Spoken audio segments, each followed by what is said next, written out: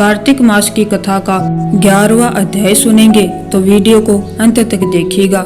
चलिए शुरू करते हैं। एक बार सागर पुत्र जलंधर अपनी पत्नी वृंदा सहित असुरों से सम्मानित हुआ।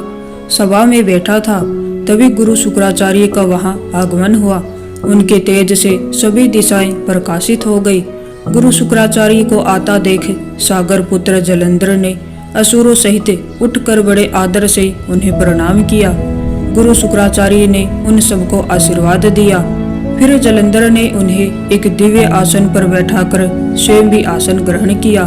फिर सागर पुत्र जलंधर ने उनसे विनम्रता पूर्वक पूछा, हे गुरुजी, आप हमें यह बताने की कृपा करें कि राहु का सिर किसने काटा था।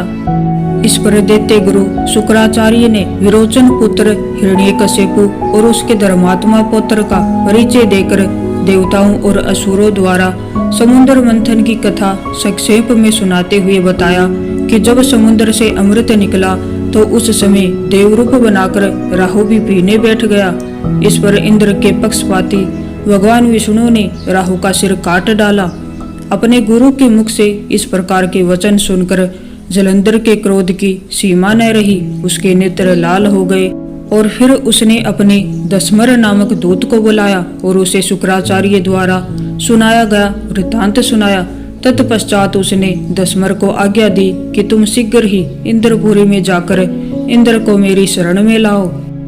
दस्मर जलंधर का बहुत आज्ञाकारी एवं निपुण दूत था। वह जल्द ही इंद्र की सुधर्मा नामक सभा में जा पहुंचा और जलंधर के शब्दों में इंद्र से बोला, हे देवता धाम, तुमने समुद्र का मंथन क्यों किया और मेरे पिता के समस्त रत्नों को क्यों ले लिया? ऐसा करके तुमने अच्छा नहीं किया। यदि तू अपना भला चाहता है तो उन सब रत्नों एवं देवताओं सहित मेरी शरण में आ जा, अन्यथा मैं तेरे राज्य का ध्वंस कर दूंगा। इसमें कुछ भी मिथ्या नहीं है।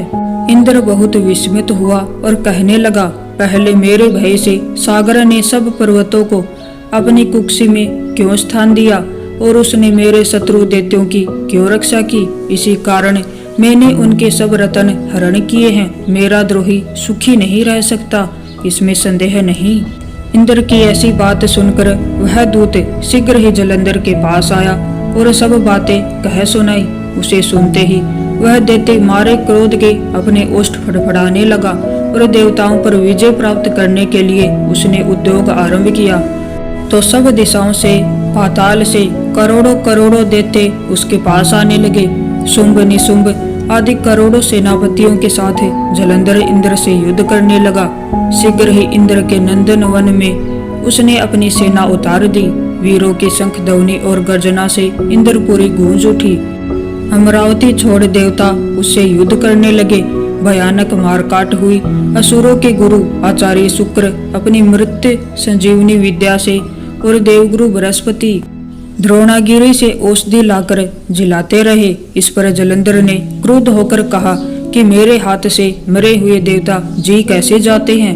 जिलाने वाली विद्या तो आपके पास है। इस पर शुक्राचार्य ने देवगुरु द्वारा द्रोणाचार्य से औषधि लाकर देवताओं को जिलाने की बात कह दी। यह सुनकर जलंधर और भी कुपित हो गया। फिर शुक्राचार्य जी ने कहा, यदि शक्ति हो तो द्रोणगिरी को उठाकर समुद्र में फेंक दो, तब मेरे कथन की सत्यता प्रमाणित हो जाएगी। इस पर जलंधर कुपित होकर जल्द ही द्रोणागिरी पर्वत के पास पहुंचा और अपनी भुजाओं से पकड़कर द्रोणागिरी पर्वत को उखाड़कर समुद्र में फेंक दिया। यह तो भगवान शंकर का तेज था, इसमें जलंधर की कोई विचित्रता नहीं थी। तत्पश्चात यह सागर पुत्र युद्ध भूमि में आकर बड़े तीव्र गति से देवताओं का संहार करने लगा। जब द्रोणाचार्य जी औषधि लेने गए तो द्रोणाचल उखड़ा हुआ सुनने पाया। वह भयभीत हो देवताओं के पास आए और कहा कि युद्ध बंद कर दो, जलंधर को अब नहीं जीत सकोगे। पहले इंद्र ने शिवजी का अपमान किया था। यह सुन देवता युद्ध में जीतने की आशा को त्याग कर इधर उधर भाग गए। सिंधु सूत निर्भय हो अमरावती में घुस गया। इंद्र आदि सब देवताओं ने गुफाओं में शरण ली। तो यह कार्तिक मास की कथा का 11वां अध्याय समाप्त हुआ।